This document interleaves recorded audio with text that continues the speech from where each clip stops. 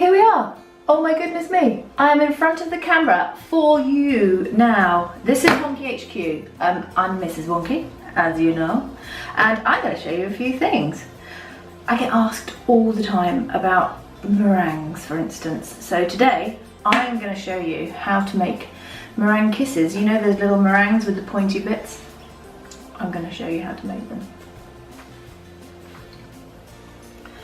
The equipment you're going to need to make these lovely meringues is a mixer, stand mixer. You really don't want to do it without one of these. This is my trusty small Gloria here. I've got a big one over there. She's called Gloria. This one's small Gloria, bless her. She's 14 years old and never let me down. Marvellous.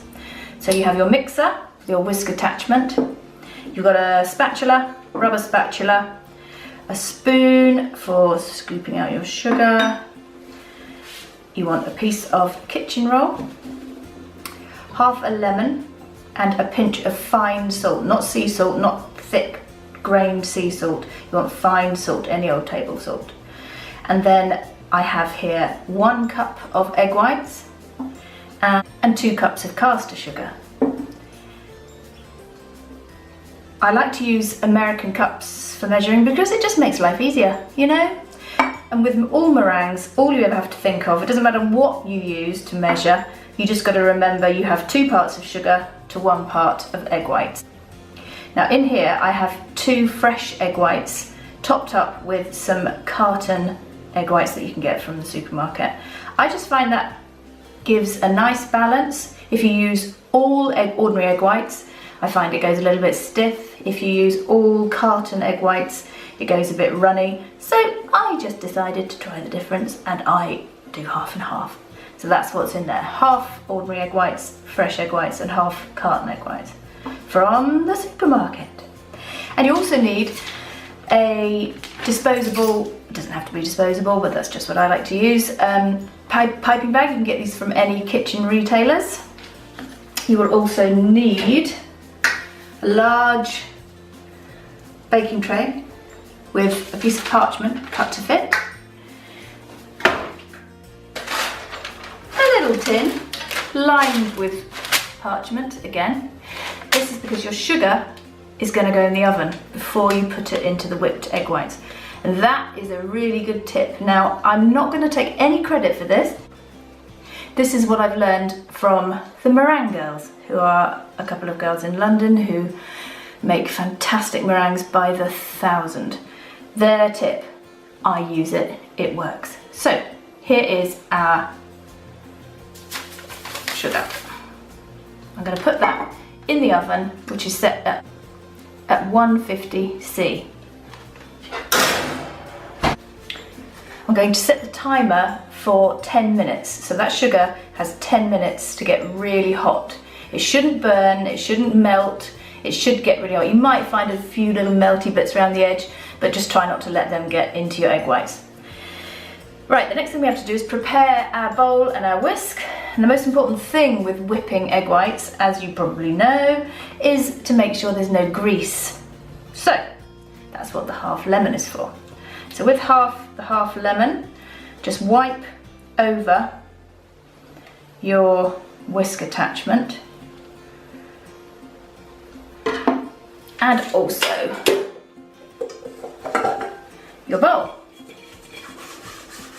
Just rub it round, let it get all juicy and squishy. Lovely.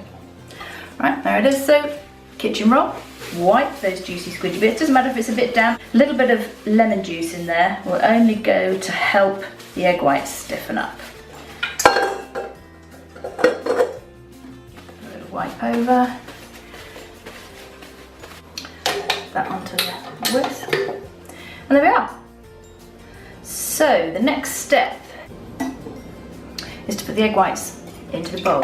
Nice clean bowl. No grease, no bits of egg yolk, no bits of crappy old buttercream you've left on your whisk. Get them well washed. Marvellous. There we go.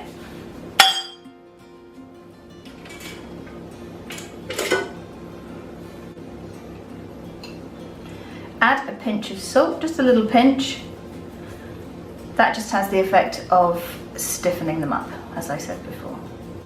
Right, so here we have our nice hot sugar now, and we've got to next whip the egg whites until they're fluffy. Start it slowly so that you build up a few bigger bubbles just to keep it stable. A little bit faster.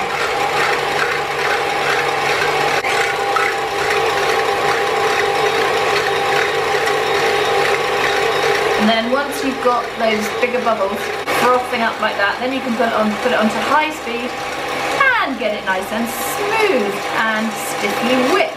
But don't over whip. You don't want it to go dry and lumpy looking. You watch.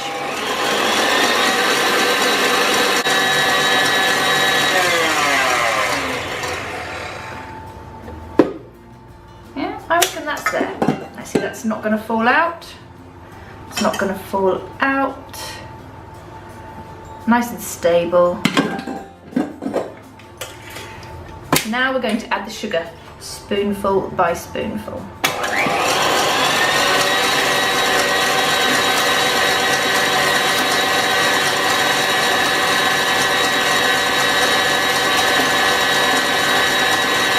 A little at a time.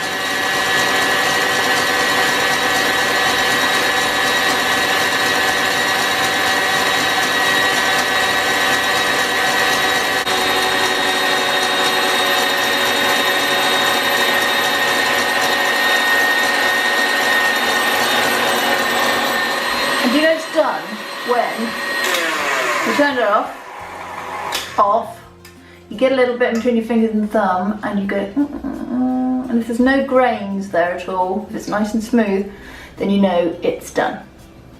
So the next thing is to get some stripes. I was going to do just plain white ones, but I just thought, nah, everybody loves the stripy ones. So you get your disposable bag, turn it inside out, halfway down, or turn the cuff over rather. Open it up, make sure it's like a witch's hat. Ta-da! So that you can get into the opening.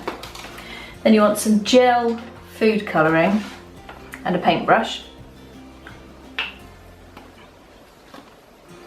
I put a really generous blob of food colouring on there. Then I'm going to paint a stripe up the back. It's a bit fiddly this, and you don't really want it to collapse in on itself, otherwise you lose the stripy effect.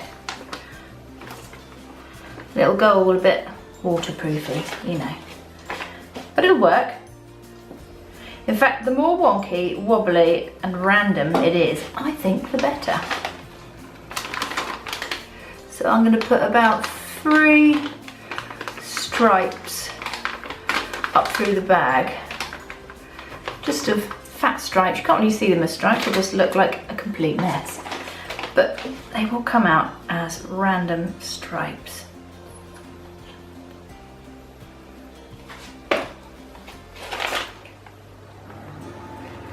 Literally just wiggle it, paint it, splot it, splosh it, and you've got pink inside. You can't really see that very well. It's just sploshed. So the next thing to do is to get your meringue, which is nice and firm and glossy. Look how beautifully glossy that is. It's got a nice little peak on it there. And scoop it carefully into your piping bag.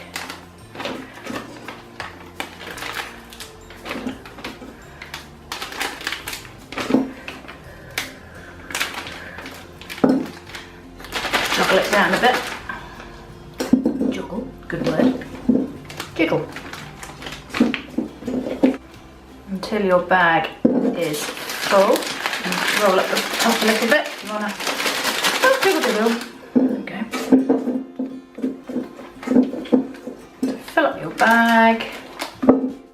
Okay, that'll do.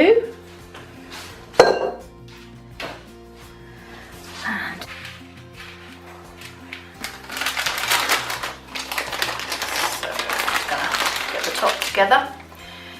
Now I need to cut the end of the bag off to make a nozzle. And I reckon, so it's about an inch wide, something like that there. Snip it off. Now then, use the first couple of doinks to put a little, whoops, I do too much there. It doesn't matter, there's never too much of anything. On each corner, just to anchor down the paper, otherwise it will slide everywhere and drive you mad. Right, then make sure you've got your hand holding nice and firmly, and you start holding it about an inch or half an inch above the paper. Give it a gentle squeeze and then lift to give the point.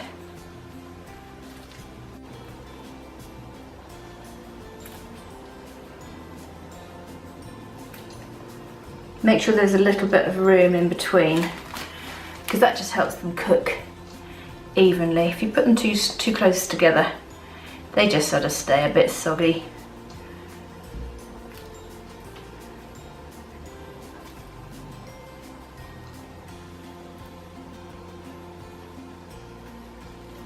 Carry on piping until you've filled your tray, or until you've run out of space. And anything that's left, well, what can I suggest you do with any leftover meringue? I really can't imagine. Who doesn't love to lick the meringue? There we go. So you can see we've got some nice stripes going on there. This I'm now going to put in the oven for about an hour on 90 degrees centigrade.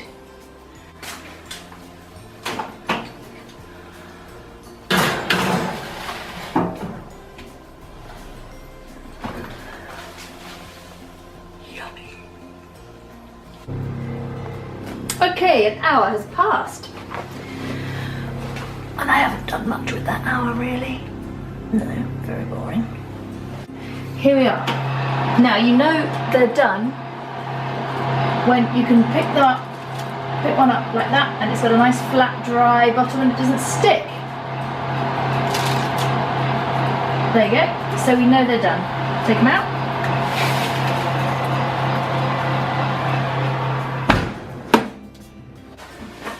So there you have it. A delicious plate. Whoops. Of meringue kisses. They are lovely. Look at them in all their stripy gorgeousness. And I'll tell you what, they taste good.